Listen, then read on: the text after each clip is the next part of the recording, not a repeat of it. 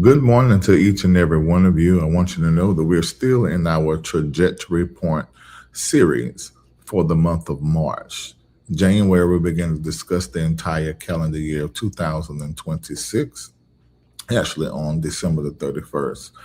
And we had a conversation about how the entire year is one big, huge turning point and tipping point. And so we've dealt with both of those: January, turning point, and February, the tipping point. And now, March, we're talking about the trajectory point. And we looked at astrologically, prophetically, we looked at it historically, we looked at patterns, and we came into so much knowledge. And we're going to talk about some of the things that we need to be doing from this point on. We're going to look at the rest of this year. We're going to also look at the year 2027 all the way up until December. But there are a few things that I want to accomplish today. I want to check on your mental space. I want to partner with you in taking mental inventory, psychological inventory, and the conversation should leave all of us in a better space and place psychologically, because we're going to talk about some of the psychological traps that you can fall into during wartime. The mother of my children and the queen of our family, still, although we are not married anymore, she worked in the intelligence psyops for 20 years, and she's retired. And most of those years I was her husband. And I remember the conversations that she would have with me concerning the psychological effects of war when America was in Iraq and Afghanistan and around 9/11 and all of that. And I think this is probably the first time in my lifetime that I see Americans dealing with wartime psychological effects. And I want to talk about that. And I want to give you some safety protocols. I also want to look at the 7 areas that people can struggle in mentally during this time, then give you 7 mental disciplines for this time. I also want to give you 3 prophetic warnings about this time that we are in as well, and still point you to some astrological events that we see patterns in that can be telling of what is about to occur. So take a moment and copy the link under this video on YouTube and on Facebook and share it with as many people that you possibly can share it with. And we're going to have a quick but very, very in-depth conversation. You're going to be leaving here with some list that you have taken, and you'll be able to use them. All right, so we're about to get started. I will be right.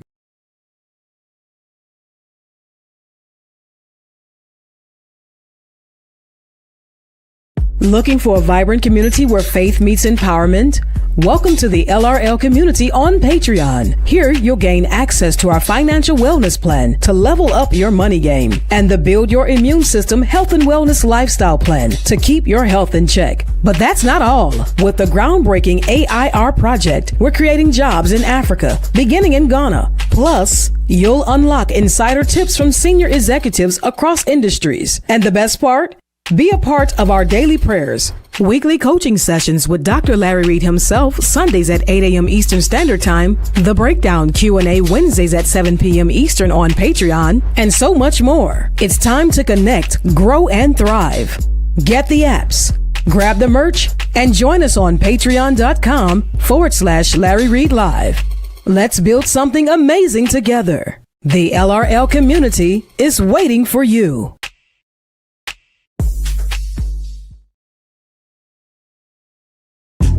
Church Critic by Dr. Larry D. Reid.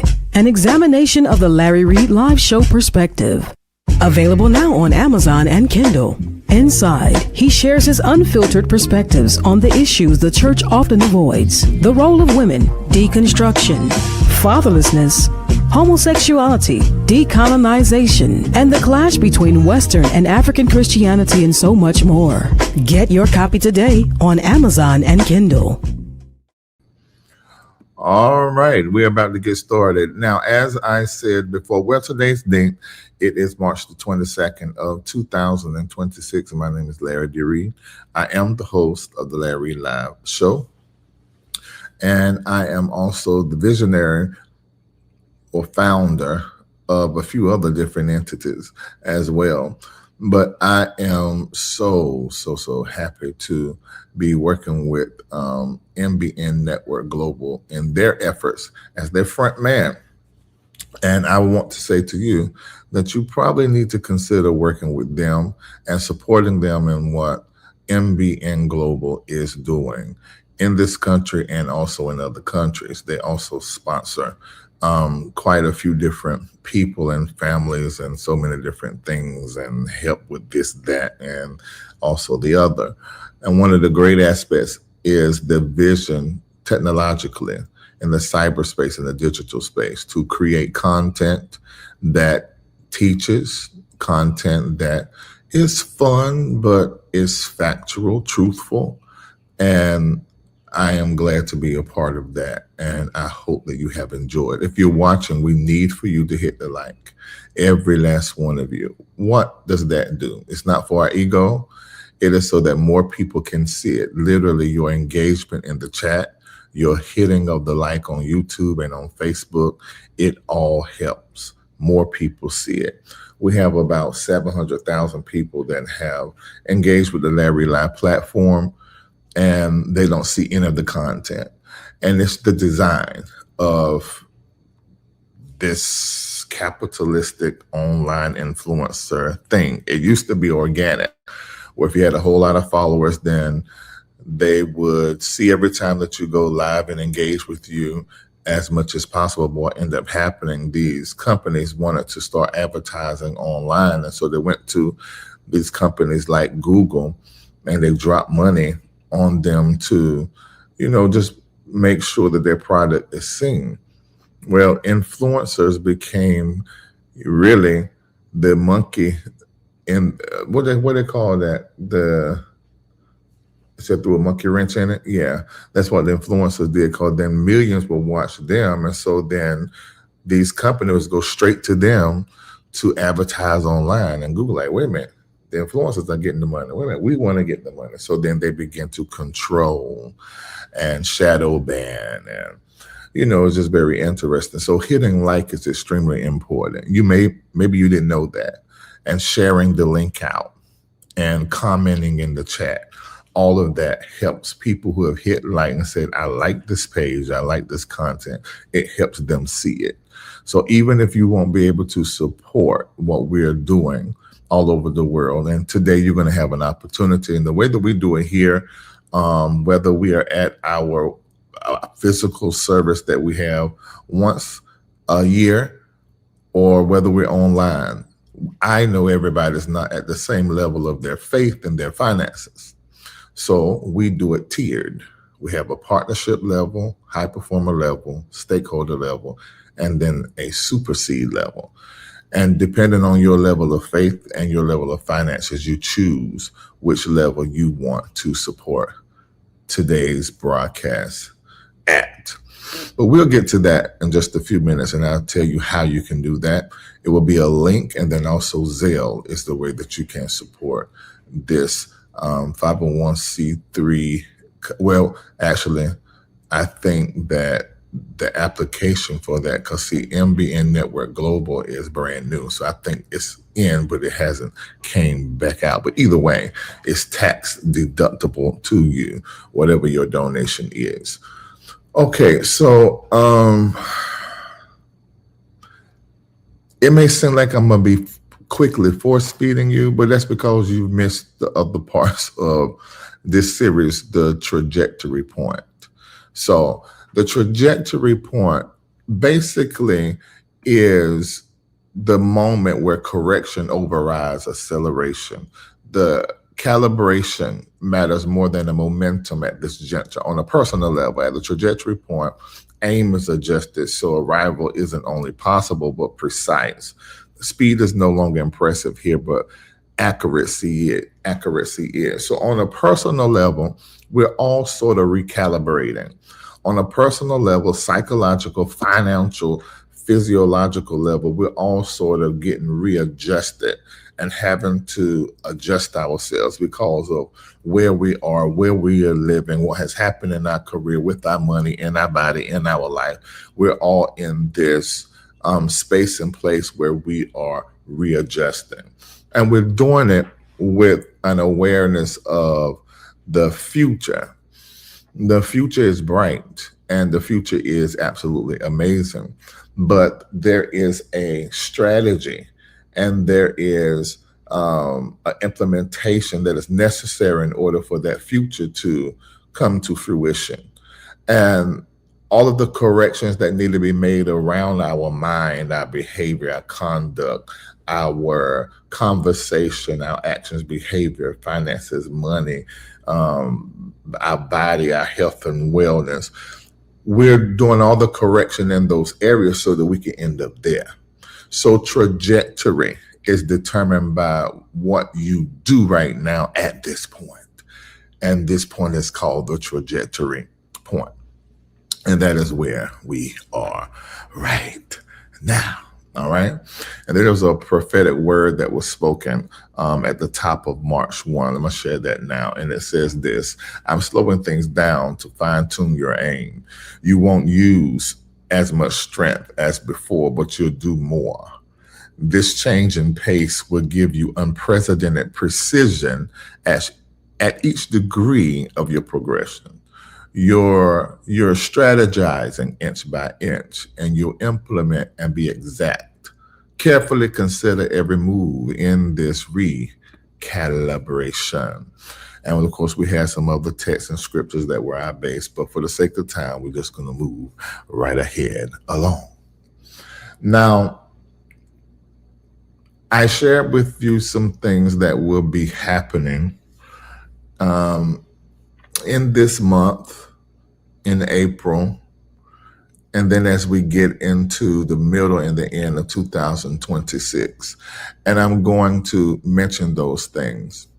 But I first want to deal with how this trajectory point series personally affects you. Last week, we talked about the 7 strategic moves to make during a trajectory period. And we also talked about the 5 prophetic signs that you have entered into a trajectory season. Well, now let me talk to you about the 3 prophetic warnings at this trajectory point. And I want to remind you, those of you that are watching the first time, you just have to listen to me and it all start making sense. I want to remind you of 3 things as it relates to the trajectory point. And I've mentioned them before, but I'm reiterating. Number 1, a small misalignment right now at this trajectory point, it becomes a major loss later. Remember, change happens in stages and phases, and we use the word degrees because we are also looking at the astrological aspects, the patterns that are aligned with history in moments like this. But a small misalignment right now becomes a major loss later. Proverbs 4:25-27, this King James Version says, let thine eyes look right on, and then ponder the path of thy feet. Turn not to the right hand nor to the left. See, that is trajectory lingo. And look at the picture right here. That's one of our base scriptures. So it is extremely important that you understand the trajectory language that is in this Proverbs 4:25-27. Say, look straight. Measure your path. Don't be distracted. Don't turn to the left. So this is giving you trajectory protocol. A small misalignment, miscalculation can become a major loss or cause you to be majorly off when it comes to hitting your target. So at this stage, small misalignment, the wrong partnership could be a major loss. The wrong investment right now, and we can even look at the stock market versus real estate. You can make a lot of money in the stock market pretty quickly when you compare it to real estate. That can get you on a good year 6%. It may increase in value, and that's in a good year. I mean, it can be more in a good year depending on the area. But when it comes to the stock market, even if you're just putting it in the S&P 500, and that's the EFT. So yeah, you can just put it and invest in all of the stock market, even if you just put that in there. 9 times out of 10 on the average, you're going to get 10%, sometimes 15%. But when the stock market is volatile right now, like it is, it's really a world for the experts, for people who are used to trading and have a lot of knowledge. And people have to totally depend on their brokers to do that, or if they have trained themselves. But when it's volatile like this, you have really got to be paying a darn attention. You can still make a lot of money in it, but that's a small group of people who really understand how to move about in the stock market. But if I would say which one is the better investment, I think it depends on you, because people first their money. How do you feel as a people with taking that risk in the stock market? If you can handle that, then great. Me, I would say real estate. I will put my money there, although it's slower growth. For me, it just, to my nervous system, it just feels safer. But anyway, so the wrong partnership or wrong investment, that's a misalignment. It can become a major loss later. Wrong location. Oh, I know people don't talk about this enough, but you gotta be, if you are an orange tree, tell me where you want to be planted. You want to be planted in New York, or you want to be planted in Florida? You see what I'm saying? Wrong location. And some of you are in the wrong location. Your business is in the wrong location. And you need to be making a plan to get in the right location and into the proper air for your prosperity. The wrong loyalty. You've been loyal to this entity. You've been loyal to this person. You've been loyal to this cause, this position for a long time. And that is amazing and it is great. But you're at a trajectory point. So what you're doing now is going to set the stage for later. If you stay loyal to what now is no longer serving your future, then the loyalty to that thing right now is going to cause you to miss something later. So deal with the little small areas of error in this era, because you know an error can create an era of irregularities. So deal with the small errors right now so that you don't open an epoch or an era of this one strange, wrong, raggedy thing after the next.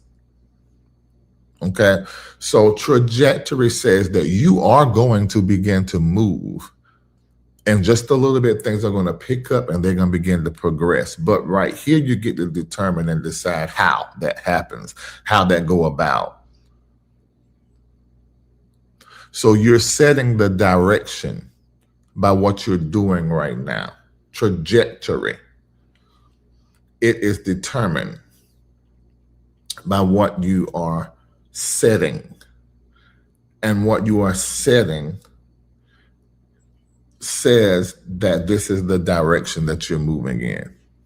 So one wrong degree angle can produce years of delay, financial leakage, emotional entanglement, public confusion, the confusion of your brand and what you represent. It's time now to shift it. And if you don't shift it, years from now, opportunities are going to come up. And when they begin to look at the work you've done, they're going to say, wait a minute, I thought you said you was this, but online there's that. So it's important right now to get in the right posture, angle, and position as it relates to what it is that you want to do. A second thing that I want to say, almost like a warning as it relates to this trajectory point, you're going to be tempted to choose comfort over correction. Because remember, the trajectory point is about correction, especially when it comes to that hand-to-mouth action. That correction is not easy for somebody like me. But what the trajectory point is saying, okay, bring correction there. And in many cases, it's an eradication. Just stop it. Isaiah 30:22, that's one of our scriptures here. It says, you would defile your carved idols. You will throw them away as filthy things, and you will say to them, be gone. And that's violent separation language. So this second one that I want to give you about being tempted to choose comfort over correction, I want you to pay attention to this text and how the language says throw away what you once held valuable, reject what you were attached to, and cut ties with what misled you and disappointed you, distracted you. Okay. Defile your carved idols. Defile them. That requires ending things that still feel good. It means confronting people that you like and having hard conversations. You can't let this linger on like this no more. Just go to them and say, I'm not happy. I'm not saying I want a divorce. I'm not saying that I want to break up, but I think I owe you the truth of what I know is mine. And that is, I'm not happy. And see, just inviting that truth changes the trajectory.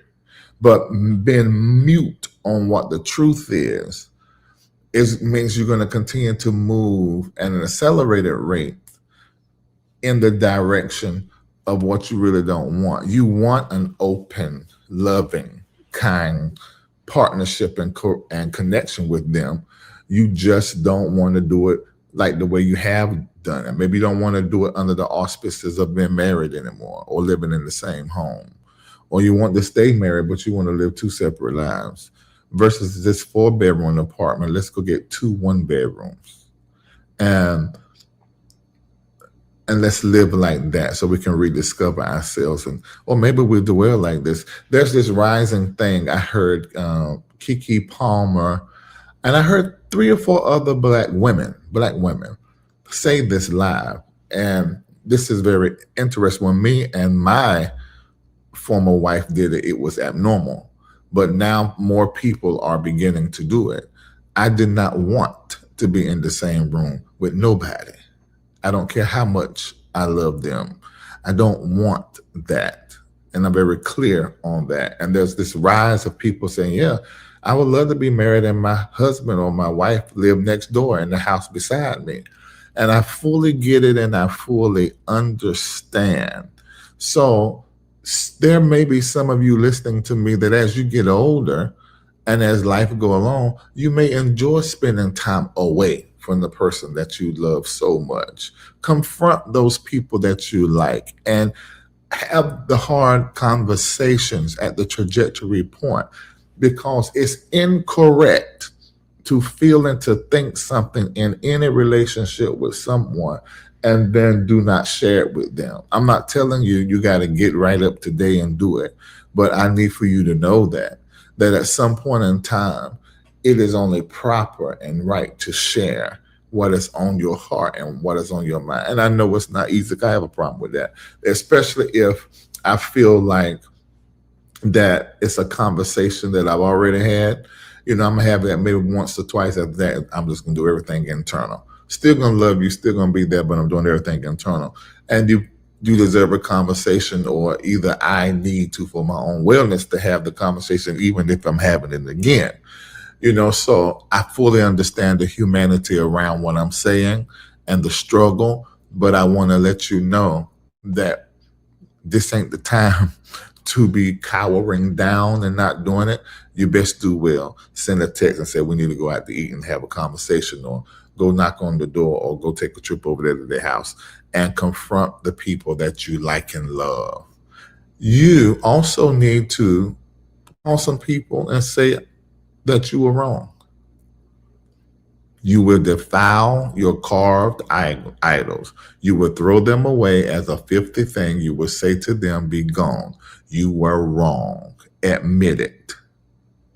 We're talking about correction at the trajectory point, because we want to move in the proper direction. So you just need to call them and say, I was wrong. And you ain't got to say no more. I was wrong, and I realized I was wrong. You must also, if you are correcting things, you got to change the systems that are familiar. The go about is wrong. It feels good. The go about settles our nervous system, because we're used to that. And actually the new thing unsettles our nervous system. So it even feels good when it's wrong. It even feels right when it's not. It feels like the right decision even when it's not. Changing systems that are familiar, who does that? Everybody loves that familiarity. It's comforting. Changing systems that are familiar is a requirement if you're going to be in a growth process. Growing requires you to make yourself uncomfortable over and over and over again. Who changes systems that they are familiar with? I mean, let's just look at it. Of course, the champions, the people who partner, high performers, stakeholders, superseders.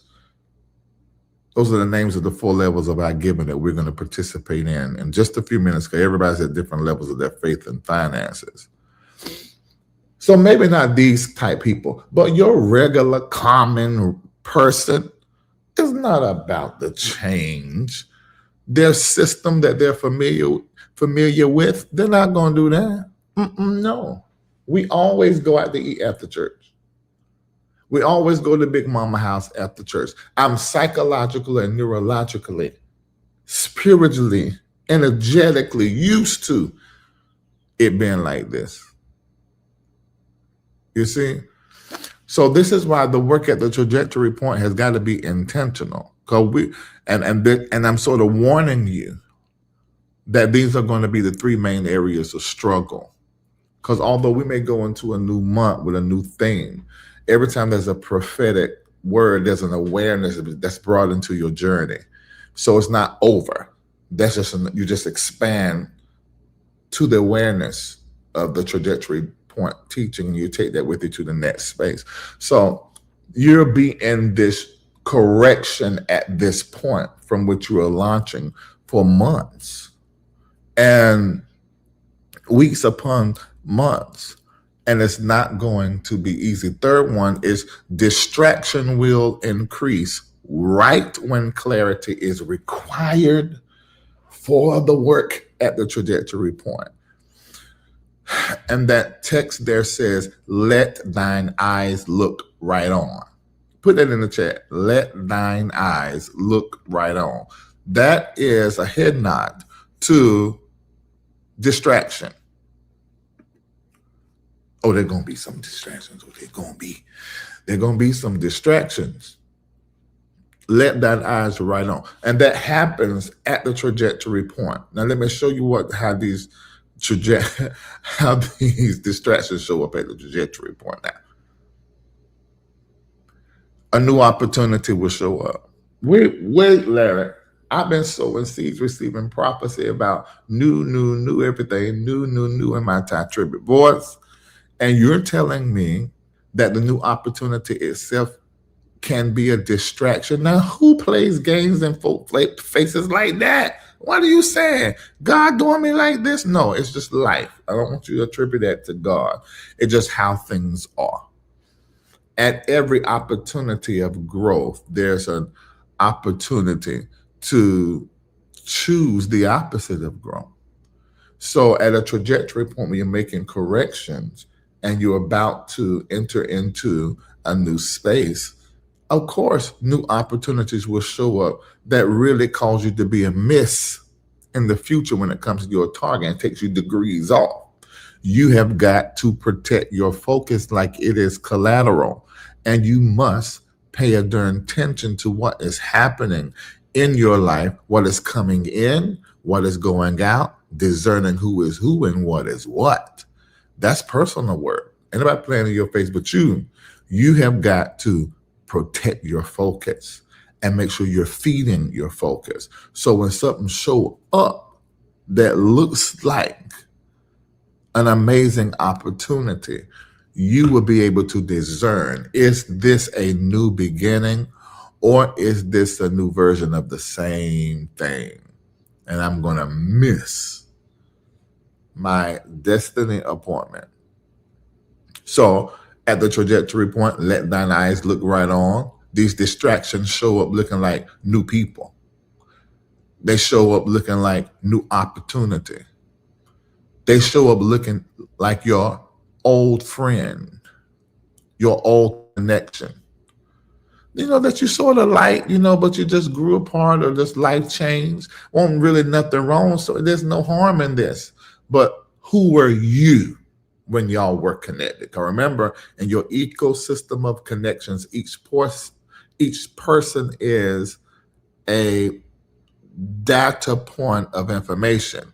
So who were you when you were connected to them? They may not be the darn problem. It's really the version of you that they beckon and summon when they deal with you. They pull that up. You see. That is what. Let thine eyes look right on. Let thine eyes look right on. And see the noise start increasing. And really this war and all of the narratives and the way that the Presbyterian, the rat, and the rag, for those of you who don't know, these are acronyms for Raggedy Trump and Raggedy Government.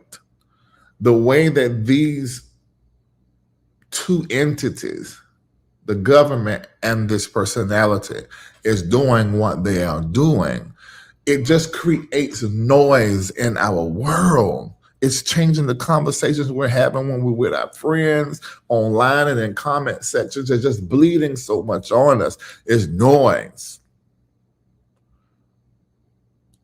Let thine eyes look right on. Good ideas. Wait a minute. Wait.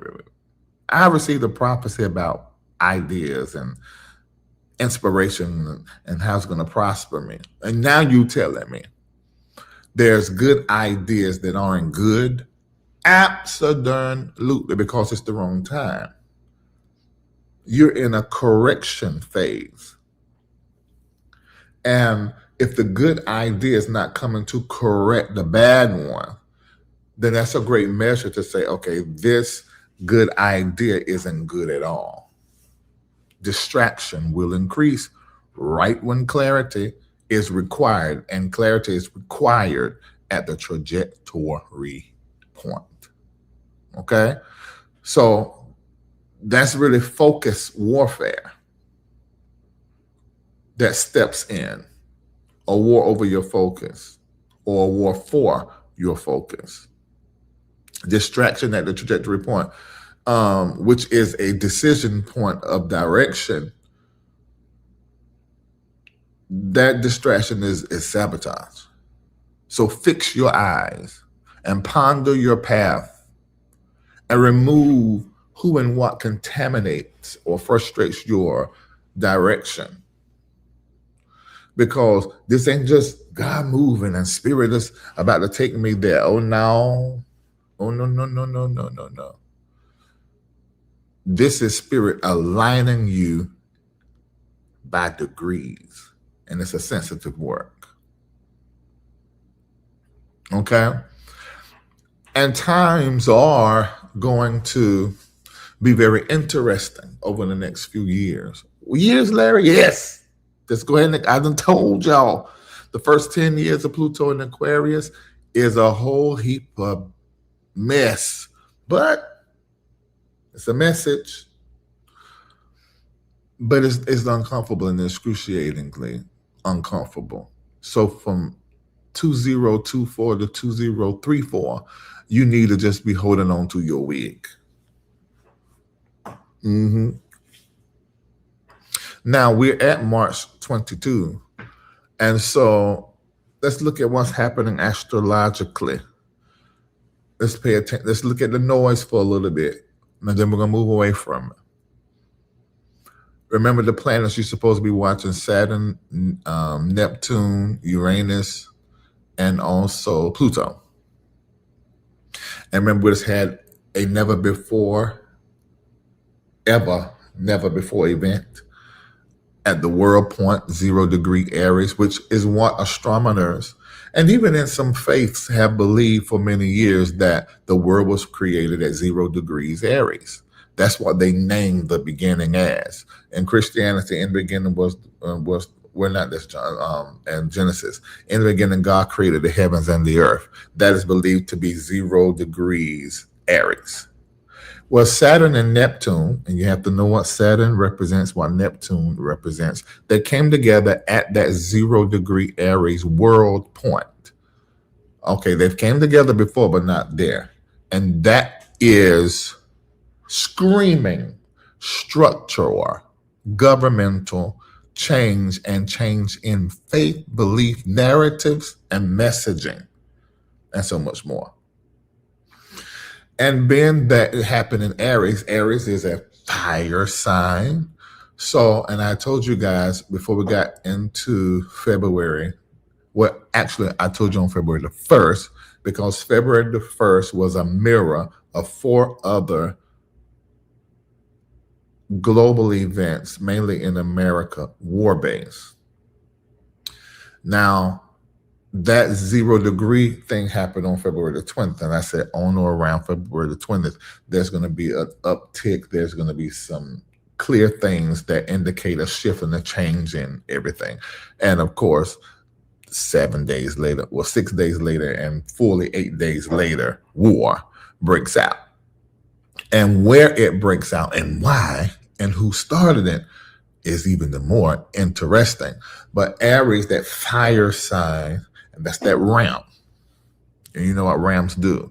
And the planet that rules Aries is a war planet, which is Mars. And this is happening under the auspices of already a planet that points to war, Pluto in Aquarius for 20 years, and we in the first 10, which is in the thing.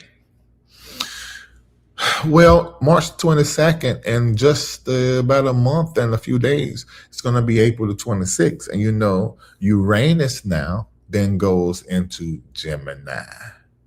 Now, it went into Gemini a little piece, and then it can't jump back out, but it's going to go in there and stay. So all of those astrological events, which for some of you like, okay, I don't care about none of that. Just tell me what it means. Well, what it means and points to, looking at the patterns from the past when these planets were in similar positions, that there's going to be rapid escalation and military signaling and surprise events that are going to be happening around the world as it relates to this war and on American soil. The confusion plus the misinformation is that Neptune thing that is going to be showing up more and more in our news feeds. And this that is happening in America, which is an implosion, and it is explosive, and it is the main part of the war for every American citizen. Because the wars that are happening on the outside, this is going to continue to happen for a couple of years. and America's going to be involved. And what's going to be happening on our soil is the manipulation of our implosion through cyber and also through other means. And we'll talk more about that. We've already talked about it quite a bit. And that is the war on the American soil. Also, he's saying, ain't no blow-ups, ain't no guns. No, I didn't say that. There will be isolated pockets of that, whether that's through cell groups or just lone rangers of chaos. Oh, but that's absolutely on the way. And it's going to be in our life, and it's going to be our experience. So I had looked up into the heavens, and I began to see, when is this stuff is going to be over? And I knew when I was in the Middle East that this is going to be for a while. And I did share that with you guys. And I talked about the possibility in May. I said at least this running to May, because I saw the possibility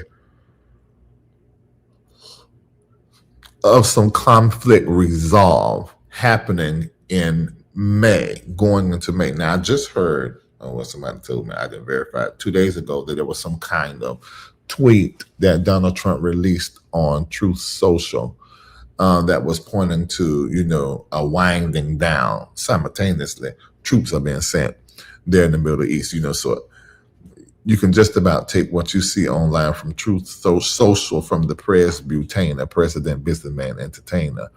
You have to take it with a grain of salt. I'm not saying it's not powerful. It is powerful. When have anybody see that the presidency has been ran through social media? Do you know what that is saying about our future? Because we wouldn't have thought this 10 years ago.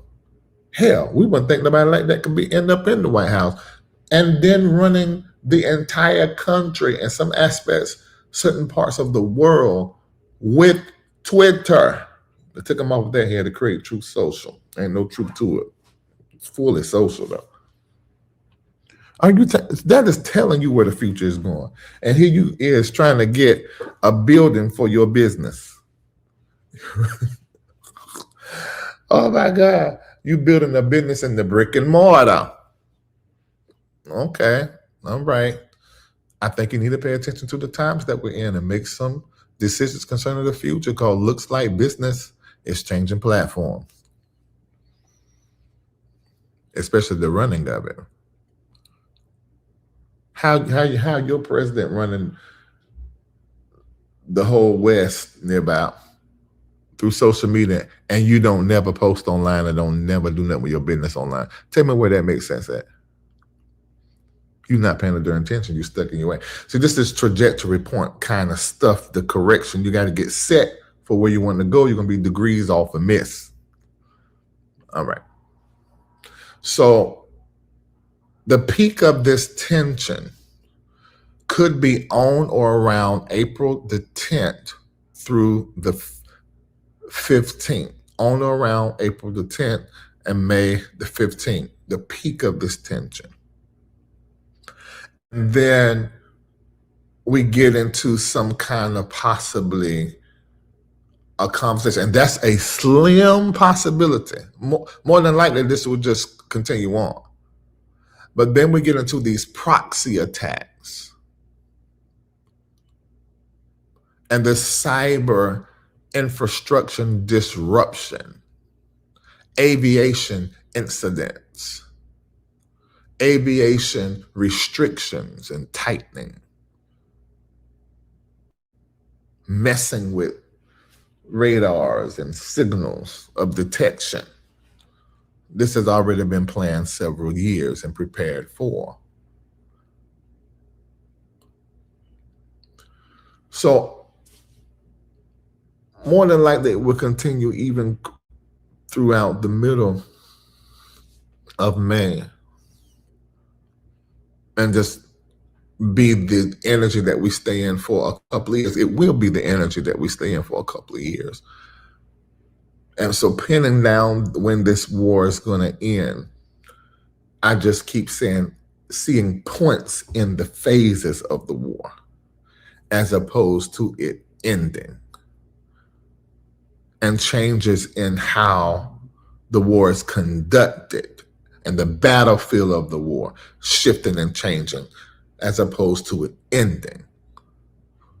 Are you understanding? Because this is an asymmetrical war, meaning one side is here and another one is here. So if you're going to beat, and everybody should know this by now, it's a pattern in history. If you want to beat America, just draw the war out. Just draw it out. I mean, that's how we've lost some of our most recent wars. After I don't know how many decades in a particular place, pulled the soldiers out, and because you just lost. I mean, it's not packaged like that, but that is it. Get America to deplete her resources because we have a massive military. And who can stand against us when it comes to what we have to come against you? Military. But that power can be undermined, and it can be ripped to shreds. And I think and I suspect that we have been studied and we don't know it. And all of our weak spots. If you saw that last Superman, how they was whipped. I ain't never seen Superman whipped so bad in this last movie. I mean, whip, bust upside the head, throw to the side, can't get up. It was a whole mess. And what the man had did, what's his name? Luke? I can't think of his name. But what Lex Luthor? I can't remember. Anyway, but what he had done, he had studied all his moves. So he was able to tell these robotic humanoids, tell them, okay, F6, all right, uppercut, because he knew his fighting style. Y'all, this is a great picture in Hollywood of Iran and America. Iran versus Israel and America. Because that's what we're experiencing. And I don't know what the world these folk be thinking. You've been bothering me for decades. It's Iran now. I know I'm Iran, but I ain't ran nowhere. You've been bothering us sitting here for I don't know how long. We've been paying attention to how you do, and we've been doing stuff underground y'all know nothing about, and they just revealed it to the world this week when they threw a missile and almost hit. And I think it was just a test of letting them know, listen, y'all don't know.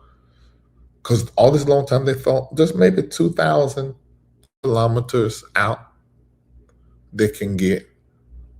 Whatever the measurement was, it was double and some of what they thought they had. And they hit it in the middle of the Indian Ocean.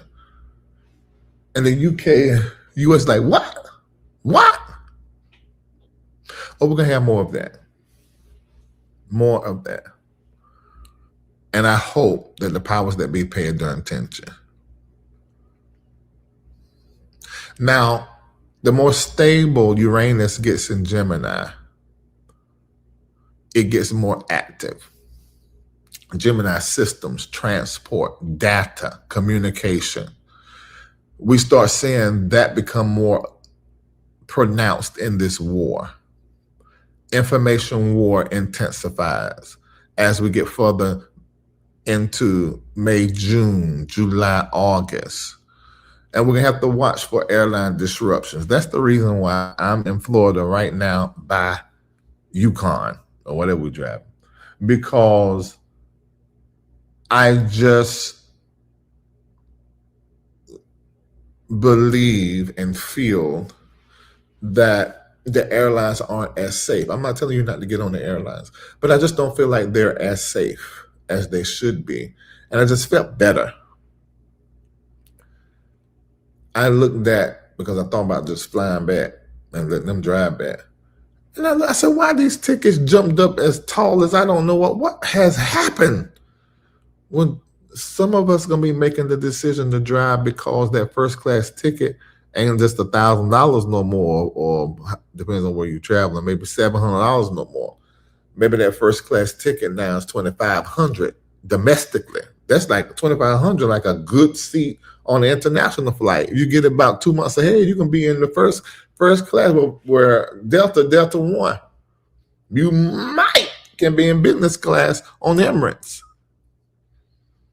The prices are going up, and they have suggested actually for us to buy our tickets for the rest of the year now so that we can get around those prices. So that is the reason why I didn't just catch a flight. It made better sense and probably made better financial sense.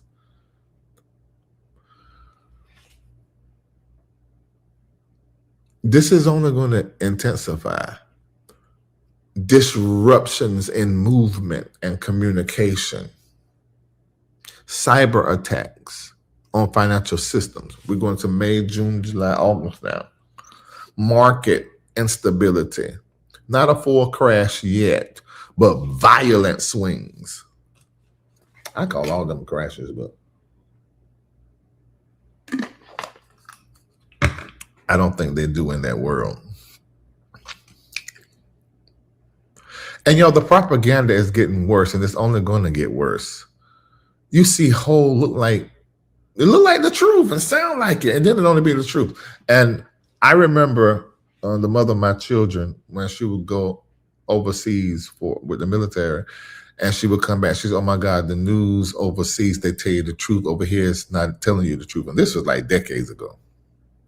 Because we've been divorced since 2017. So you count that. So this was years ago, at least almost 2 decades ago, because we got married in 98. So I experienced that when I was in Dubai. I was standing in the place looking at something that online was burning. And they said it was, an attack, and it hit. What hit? Another time they were saying that something was hit, and it was actually something that got knocked out of the air and it fell on the ground and caught something afire. And I was looking at CNN saying it. I was like, why are they playing this video? And this ain't even the inside of DXB. Piece of it was, but that part with all the action, that was from another time and somebody else's whole airport. And this is going to get worse. And I'm going to tell you right now, you cannot trust a legacy TV. You normally, and I used to say it all the time, well, it was on CNN or it was on TMZ. You got to inspect everybody and everything right now. And be plugged in at certain places and spaces.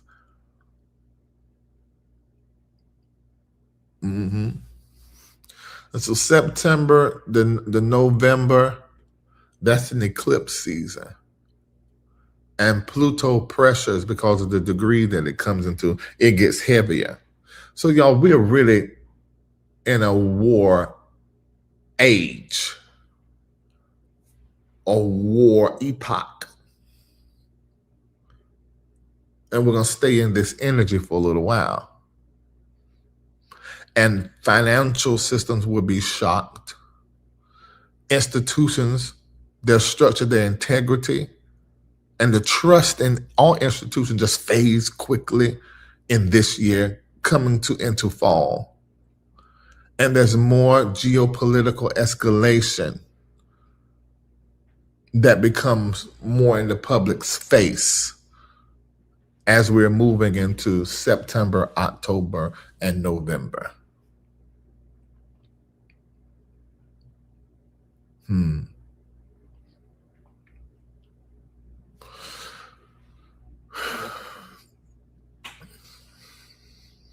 Right, making sure I'm in my head that I'm not leaving out anything. And then when we get into 2027, coming out of December, going into March and April, that time period, the government is going to begin to tighten control on us. Policy shifts around, and we start having to move different with our banks. I see it like normally we deposit before 3 and it's available the next day or before 6 or whatever it is. there's more attention to that process and how to move money, and the policy shifts around that. We may even see banks no longer secure the 250,000. It drops to like 100,000. And that would be huge if that happened. But I'm giving an example. Surveillance increases and we start moving more. Now this happens. It's already started to happen, but this starts happening each year, 27, 28, 29, we get closer to 30, is when we're cars and the way we transact, and I'm talking cards, CARDS, and right now we're tapping on our phone. It just becomes more and more and more and more and more digital. But y'all, this is advancement, but the government is going to use it to control.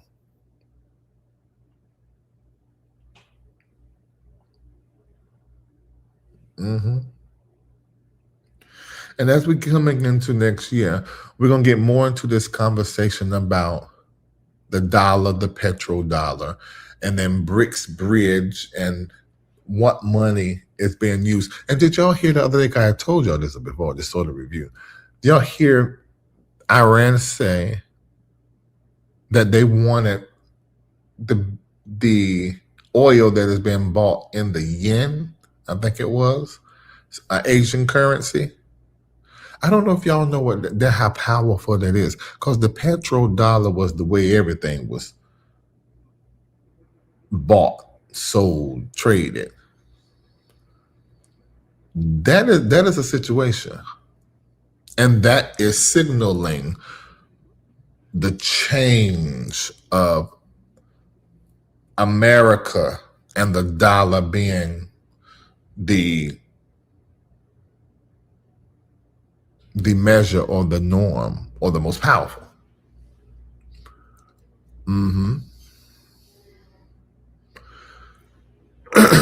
Now, we will see other countries start getting involved in this. But as I said, this is an era. This is not just a wartime. This is a war phase, a war age.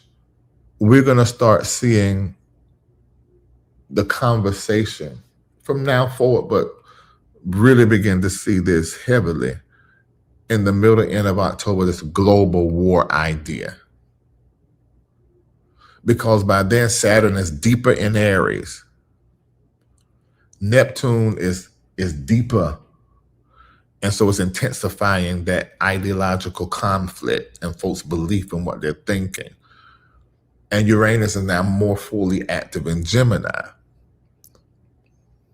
So this is sustained global instability, multiple regions active simultaneously, Middle East, and then in Asia, Mexico, Cuba, Greenland, and all these different places and spaces, but at the same time. So which brings an economic and military overlap. So that's going to stress the market and disrupt trade even the more. And then you'll see these superpowers like the US and China and Russia get more aggressive in their global positioning. I want you to understand that Trump running Greenland, Cuba, and Mexico, he wants to control the Western Hemisphere. And then you got Russia, who wants Ukraine and wants to spread out. And then China, who wants to take this and then spread out. They want to be as massive on the map as Africa. They want to increase their power.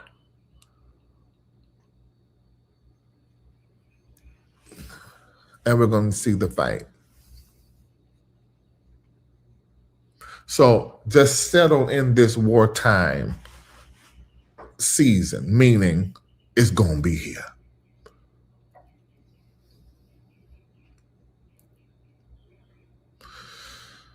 So as relates to the war expansion,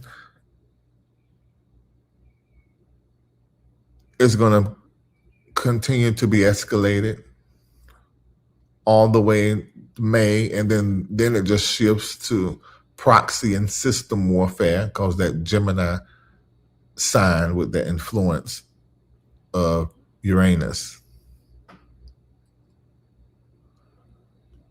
Attacks on U.S. soil, those pockets, of course. But I don't want you to think that a missile coming into America is out of the question. You do not need to think that, America. Cyber attacks, U.S. soil. Infrastructure disruption, blowing up something that powers this. Yes, U.S. soil. Air travel restrictions. We're experiencing that right now for one reason. And then when everything comes back, there's a tightening and a restriction that increase. And that's going to have a noticeable impact, especially as we're going into the fall. The restrictions are going to be selective, that cause delays, and some airline flights will be changed forever. And it's because of what is happening between this country and that one. And this whole stock market thing, this instability just going to keep on this year, next year, definitely.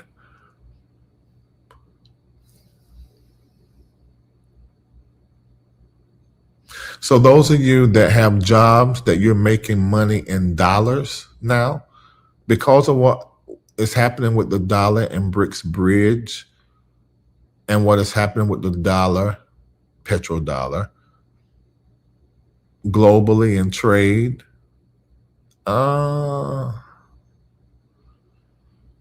some of you got to the end of 2026 to collect your coins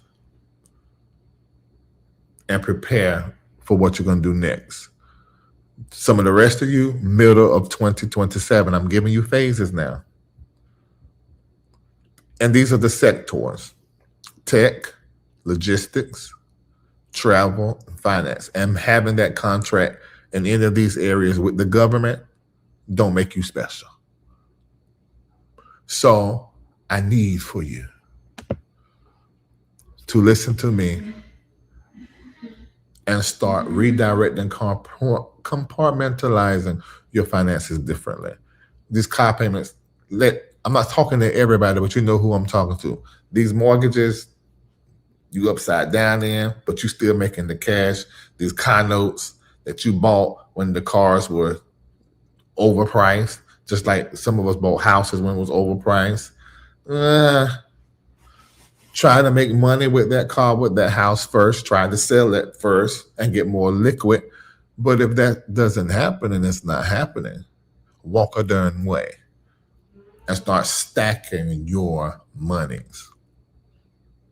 And when I say stack, I'm talking about make it grow. Make a decision that is the most secure and wise decision for yourself moving forward. Especially if you know you ain't got but 6 months or 18 months on your job making that money. Oof. Cut those expenses.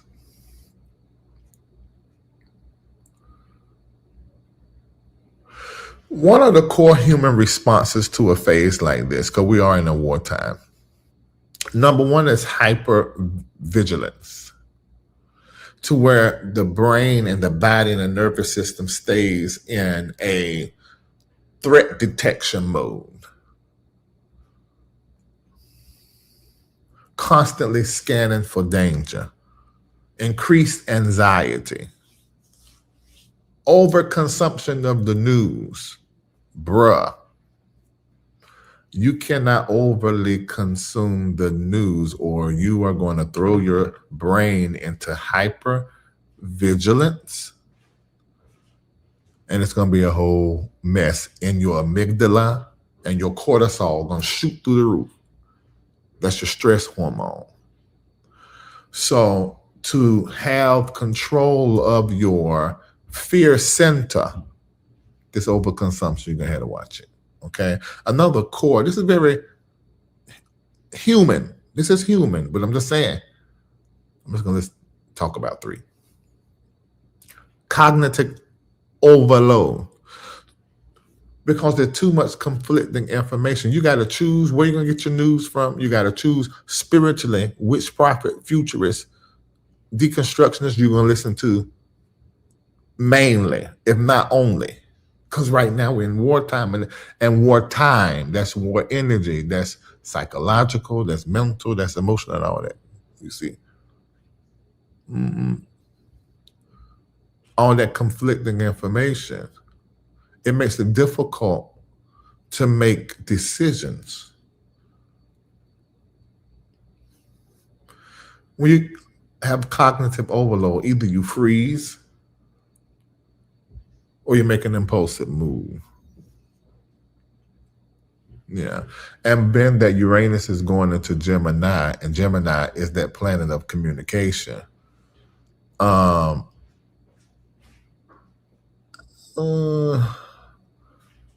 Being a Gemini is the sign of communication. I said planet. Mercury is the planet of communication. Gemini being that energy of communication. There's going to be a lot of mixing of information. But you can heighten your cognitive abilities through meditation and then doing cleanses, even with water, washing intentionally with your water, your eyes and your head. These things help cleanse you and bring clarity, and you'll be able to see what's true and what's not. And I already mentioned this before, and for some it's not a human response, but for some of us that are more cerebral and analytical, going into that survival reprioritization mode. There you go. That can happen. And I think that's important. And you should be thinking about both and. But the survival energy, I don't want you to be in that. But the strategy, the reprioritization is important. It's a difference from making the shift due to your nervous system feeling unsafe.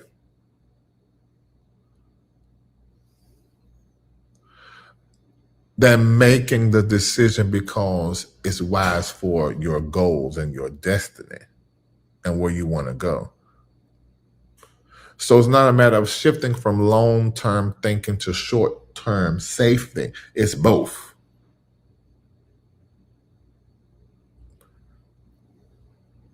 It's not shifting from growth mindset, global growth, to protection. It's both. It's not shifting from having a vision of what I'm going to do next and now let me preserve things. No, it's both. Because you're not making these decisions from your nervous system feeling unsafe. You're getting that signal you're unsafe. You're making the decision from wisdom. And you're taking the information out of the nervous system that's saying something is unsettled and something ain't right. You're extracting that and you're turning that into wisdom and planning.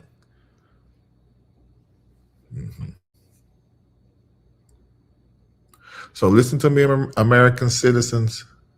Pay attention to your psychological patterns. I know you've lost trust in institutions. You should have a long time ago. I know there's a political polarization that is happening. It's going to only intensify. You feel something is off and don't have clarity on it. That's okay. It's very human. But that's low-grade stress, and it can interrupt sleep, and it can make you aggressive or irritable. It can make you to start hoarding. You pull back purchasing, but you do these things because you should be prepared. You should not be using your money for the frivolous right now. But at the same time, it has to come out of preparedness and not survival mode, fear-based survival mode. And those of you that are global citizens or global investors, that risk-taking dopamine spike, man, can turn into a cortisol spike, that fear of loss. Just reposition. Single parents, you can feel heightened responsibility pressure in wartime. Fear of instability, if the job gonna be there. I know some single people are feeling this, but the single parent takes it all to another level when you got to pay for somebody else to eat outside of yourself. And you can be faced with so many decisions that it make you immobile. Y'all know decision paralysis? That can happen and it's really real. Think about this, think about that, think about that. And maybe I do this, maybe I do that. And then you sit there and you did nothing, been thinking about it for 10 days before you know it.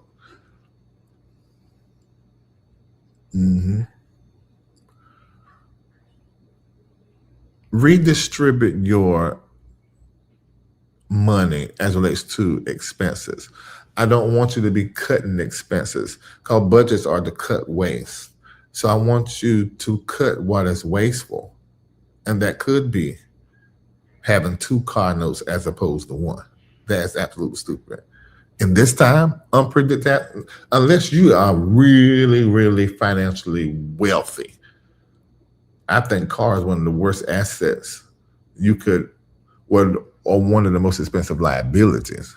I don't even know if a car can be an asset, except that I'm pretty there's a world where that can be, but not in our world. You know, the most I've ever seen the car as an asset is when they inflated the prices of the used cars. I was able to sell one of my cars and make $100,000, but I took it and put it into another car that was $500,000. You know that, but that's not real. That was just because of the time we were in. Ain't none of that worth that like that. And black pastors, black churches, the fundraising structure in a wartime, giving becomes more cautious. And I'm experiencing that. And I am like the kind of spiritual leader that give you way more than you asking me for. I mean, you sit down and listen to me. It's probably experiencing that right now. Like, God, is so much to remember. What are you doing? You're overfeeding. No, I'm not. I'm making sure that any donation given to MBN Network Global or to myself directly, if you see me in the street of Taruma, that you feel that it's impossible for you to express your gratitude for it. I don't care if it's 10,000 or 25,000. It's been so much information. You've paid 50,000 for a coaching program. Have you ever done a $25,000 offering or I have. This I can say this.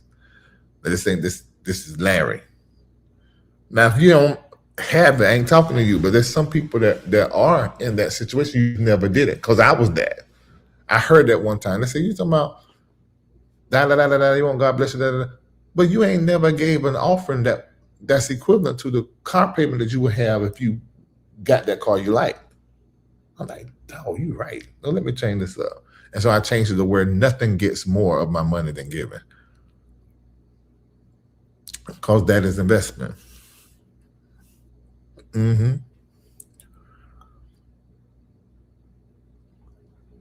Bro, listen to me.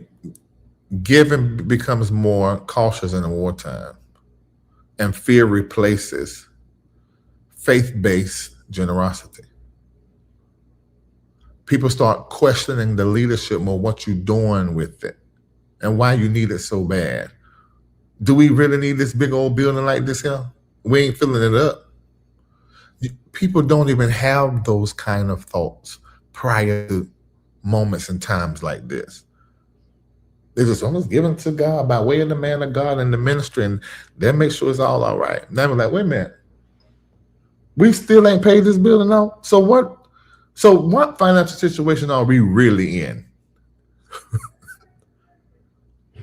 All of that starts happening because psychological shift happens in these nonprofits and in businesses. Now, some businesses are going to be booming at this time. The sex industry, weed, alcohol, entertainment, booming because people need more to anesthetize themselves. Ooh, but those other businesses, they're suffering because of what people have now reprioritized. People now, nonprofits, Black church people, inconsistent giving patterns. Before it was consistent because they're dealing with stuff.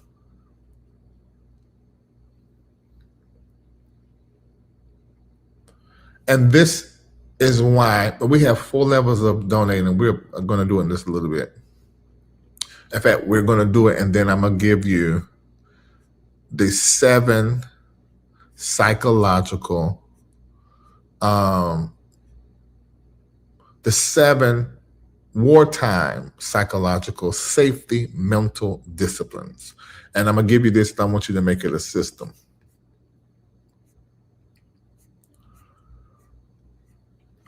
However way you want to do that. But what happens is, in times like this for churches and ministry, people, they protect their money as opposed to sowing their money. And they begin to develop a scarcity mindset and be more cautious in their giving. And so that kind of fear replaces their faith-based generosity.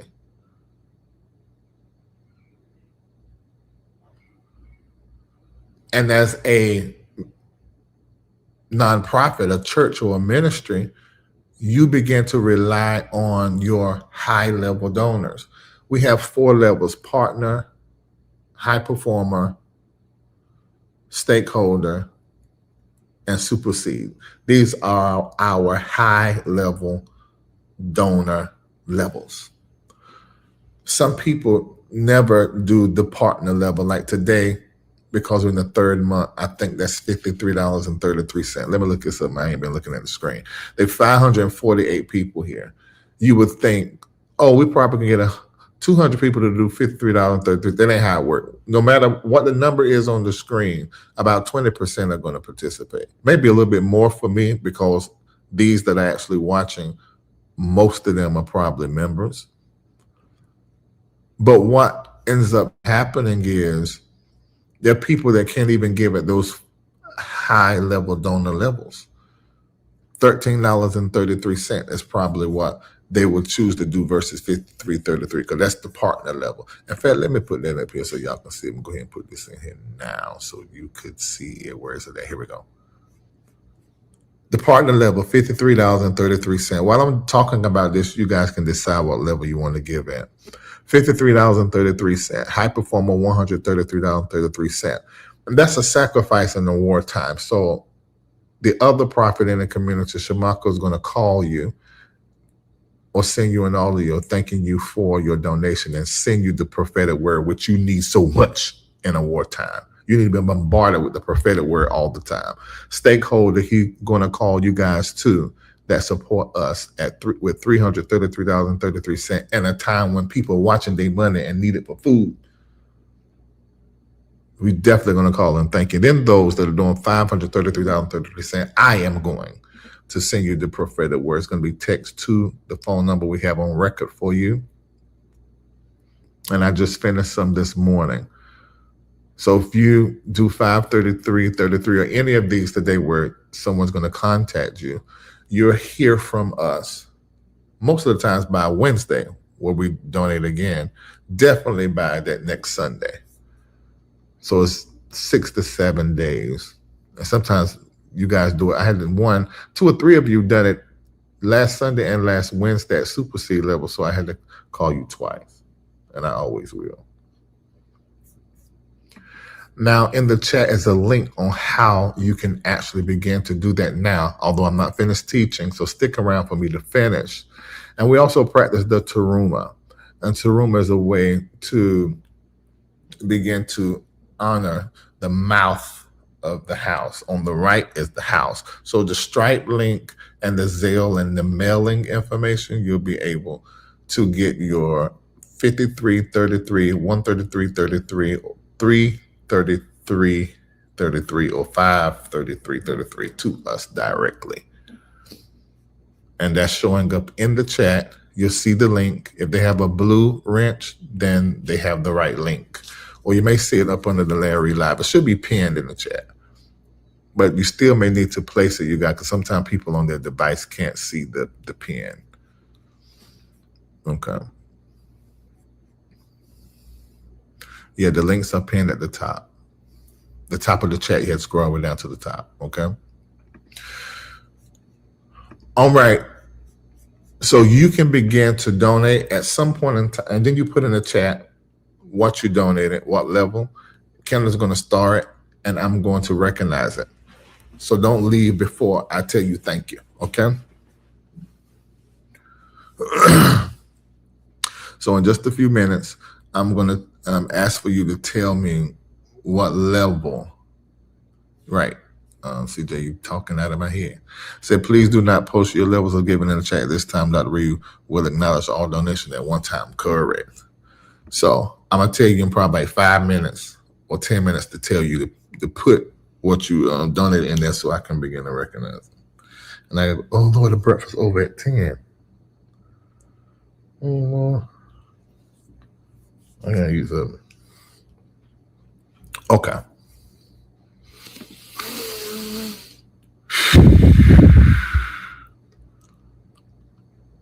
Oh, there's something else I was going to discuss, but let me just go ahead on.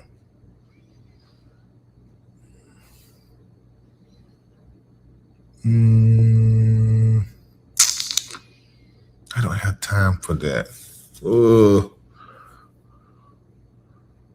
Okay, I'm going to just do one more thing before I tell you the mental discipline, because I want to first look at the 7 psychological traps in a war cycle before I give you the 7 disciplines, okay? So I'm going to do that. I'm going to do that really quick. It's going to seem like, I know you probably feel like, oh my God, you done give us 3 prophetic warnings. You done gave us this, that, and the other. You're giving us all this stuff. But I want to make sure that all of the work at the trajectory point, you've done it. That's my job, to make sure you are well informed. Well informed. I already see a superseder. Great. Reid Boot LLC. Who is that? I know that name, but I don't know your name. Okay, if you have to go, you can go ahead and put in there, this is what I donated.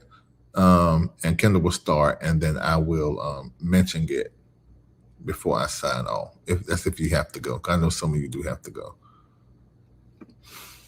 All right. Okay.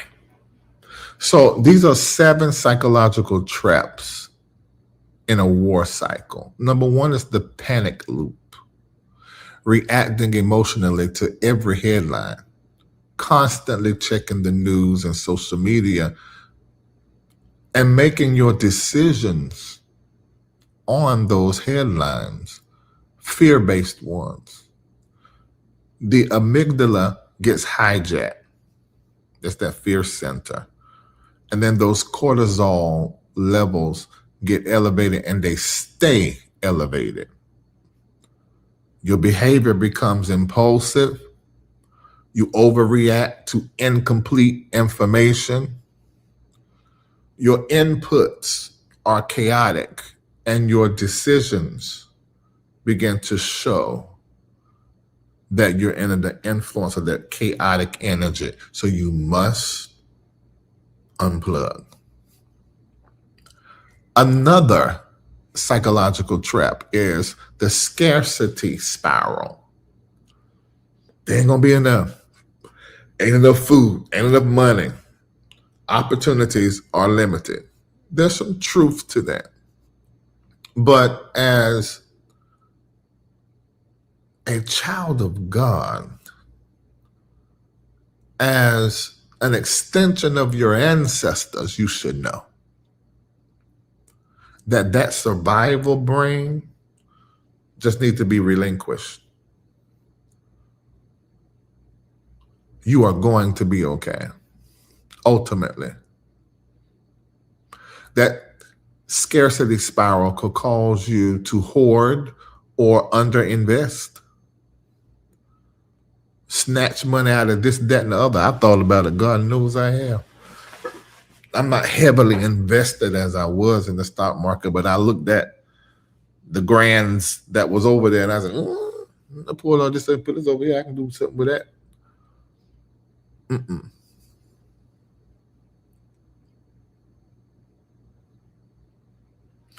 Scarcity is a mindset. And scarcity doesn't shrink your resources, but the scarcity can shrink your thinking about the resources, which then depletes your resources. So it's the thinking on scarcity that creates a financial spiral, not scarcity itself. Being poor is not having a thing. Being poor is not thinking a thing. Scarcity, like poverty, is a mindset. So that is a psychological trap in wartime. And the freeze response is a third one. You're so overwhelmed, you don't do nothing. Waiting for, I guess, clarity to come or things to get peace before you decide to do something. Nope. It literally means your prefrontal cortex, which is your decision-making center, it just goes offline because it's just too much. It's too much. And so you sit in procrastination, avoidance, and missed opportunities. That's the freeze response. Come on, avoidance. Y'all do this well.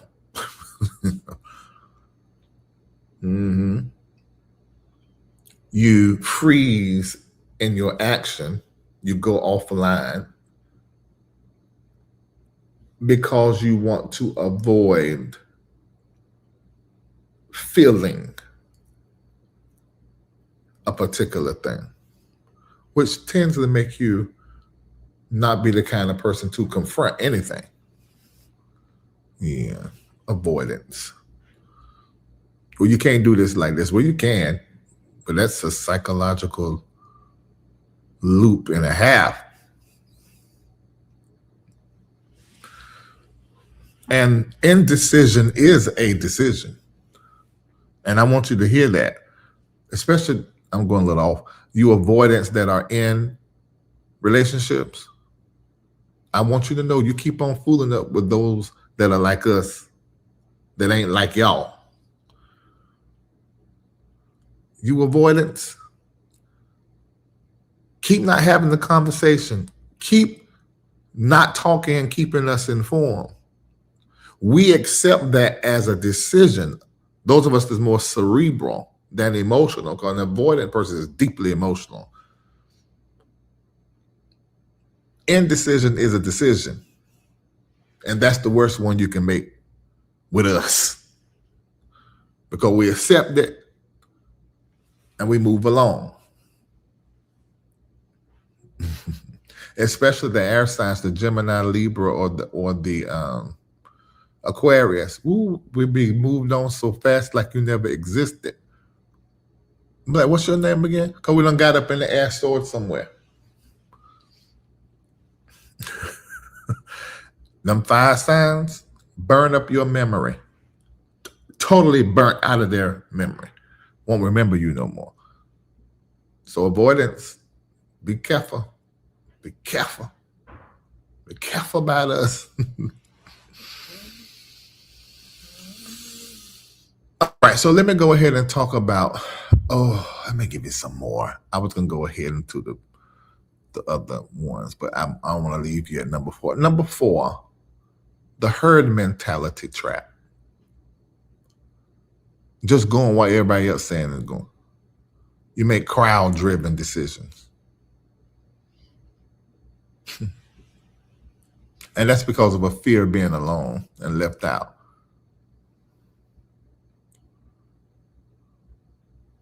And remember, the crowd is always loud, but it's rarely right. The doom consumption trap, that's number 5. Addicted to negative information. Constant intake of a possible crisis moment. Expecting the worst to happen soon. I know people that are like, they're like, why are you so negative? Because y'all, in negative people, it's a dopamine shot. It's a dopamine loop. How can somebody get addicted to negative information? Their brain has created space for that and gets something out of it. And so it suggests the disaster because it likes the dopamine loop.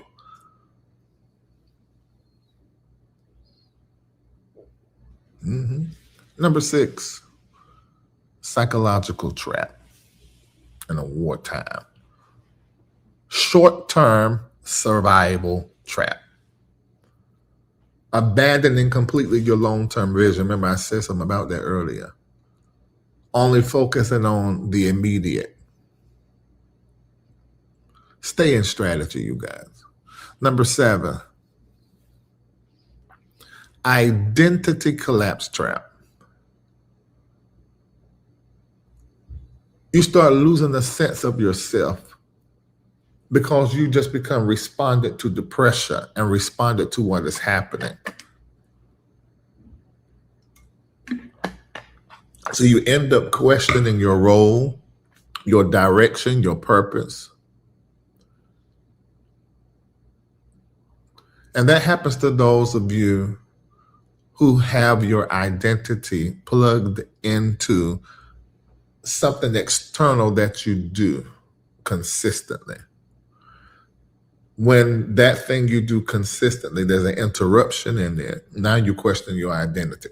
That's good for you because your identity should not be built at all on what you do well. Somebody else will argue with me with that, but no, it shouldn't be built on that. When systems shakes, identity often shakes.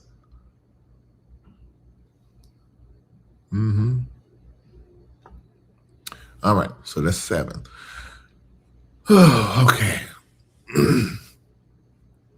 Now, wartime psychological safety mental disciplines. And you can look at this as a system as well. Take a moment and hit. Somebody said what was 6? Ooh, Lord, I hope that's in my notes because I had to add one. Oh, number 6 was, I'm sorry, I skipped it. Number 6, I went to write number 7, identity collapse. Number 6, I hate when I do that. That's why I don't do notes all the time. It's best for me to just talk out there. Short-term survival trap. Or did I do that? I did. You missed it. I did that. Can't remember that. So you didn't. Okay, yeah. I done it. Yeah, I got it. The crowd is always loud, but rarely right. That's L.D. Reid.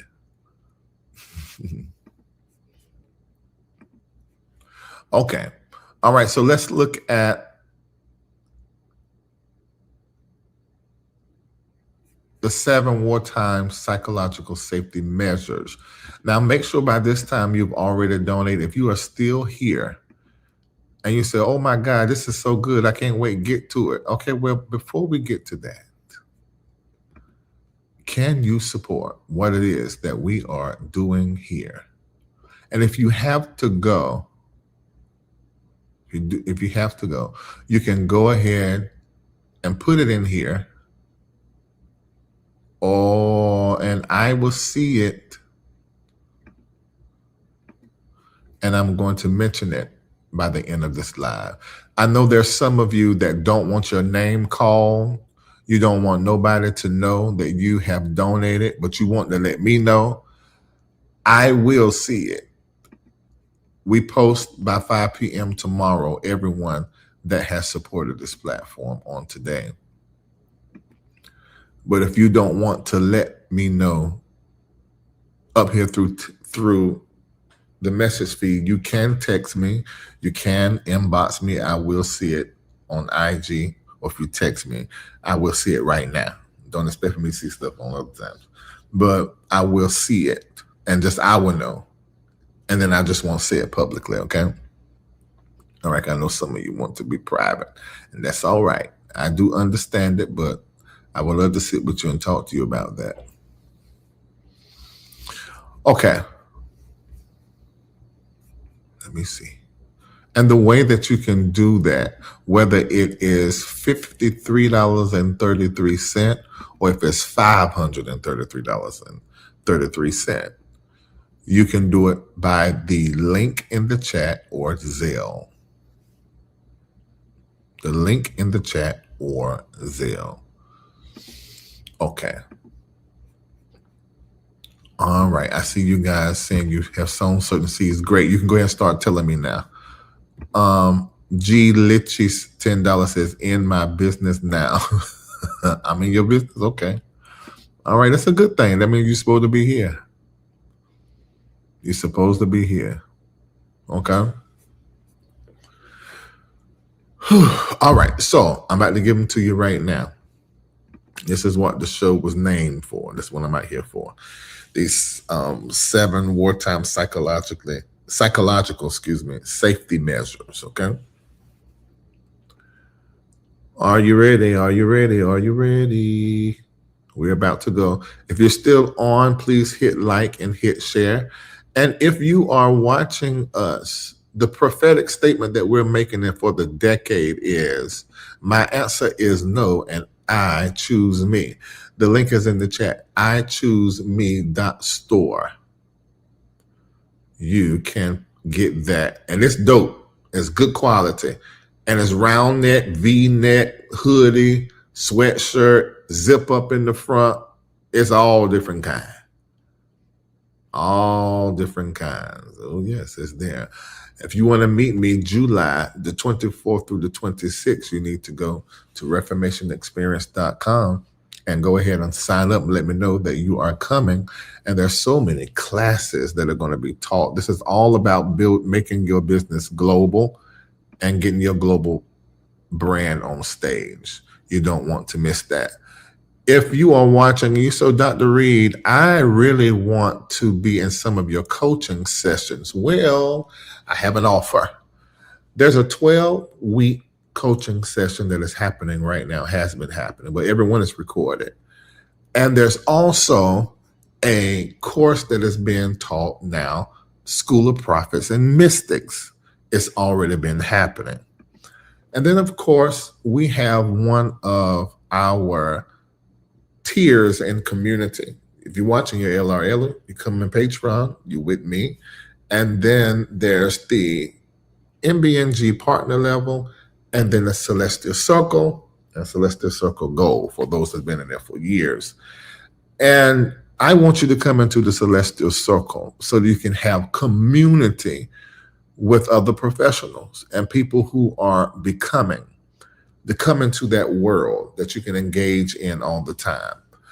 Those of you, and this is not for those of you that cannot, so if you're saying you don't even listen to me, Those of you that say, okay, I would love to get into that, make the investment of yourself, $2,026 right now.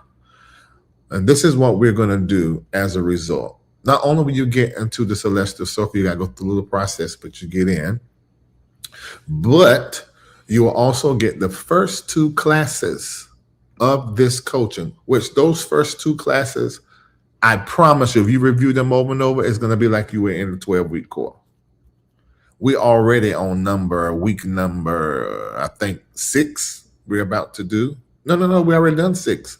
The next time we have the band meeting is April the 8th. Oh, I love that. 4/8, that's a great day. So you get the first 2 of those and of the School and Prophets and Mystics class. Once you get in Celestial Circle, you get this whole course. We've already had the first 2 sessions. Our 3rd session will be Wednesday at 6 p.m. You do not want to miss it on Wednesday at 6 p.m. And so you get all of that. Plus, I will be calling you and thanking you for joining us and sending you the prophetic word. Okay. So all of that for your donation, $2,026. And I want every pastor in church to pay attention to what I'm doing here. If people are supporting what it is that you're doing, they need to get something out of it. Absolutely. They should be. And we have that kind of system here for the donor. All right. And it will change your life and your business and your marriage and who you are, your identity, all of that. It happens. Okay, so if you're looking at this and you say, okay, I'm not going to be doing the $533.30. I'm going to do the 2026. Well, you go right now to mbnnetworkglobal.org. Yes, you go there and look for Celestial Circle, click there and join the Celestial Circle. And then all those things I named will be coming down the pipe in just a matter of days, okay? All right, are y'all ready now? I'm about to do it. That's giving you time to do your seed and stuff. So the Wartime Psychological Safety Mental Discipline System is what I'm about to go over. Okay. I got to eat something or it's going to be a mess. I need something to snack on right now. Ooh, I feel feeble. Oh, no, let me show y'all this here that I found.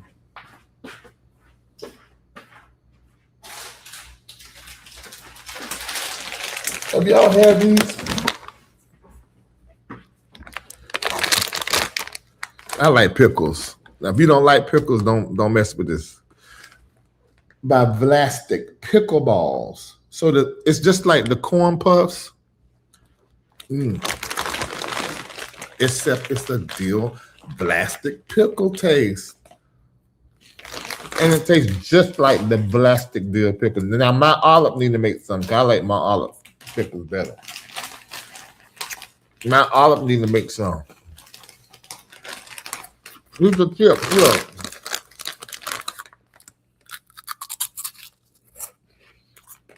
Oh my God, they are so good. Now, I don't know, where was I at? I was at Walmart. I got this from Walmart. If you like Vlastik pickles, because Vlastik got its own different day, my olive got its own. Tastes just like the Vlastik pickle. You know that Vlastik the one with the duck on it. Mm-hmm.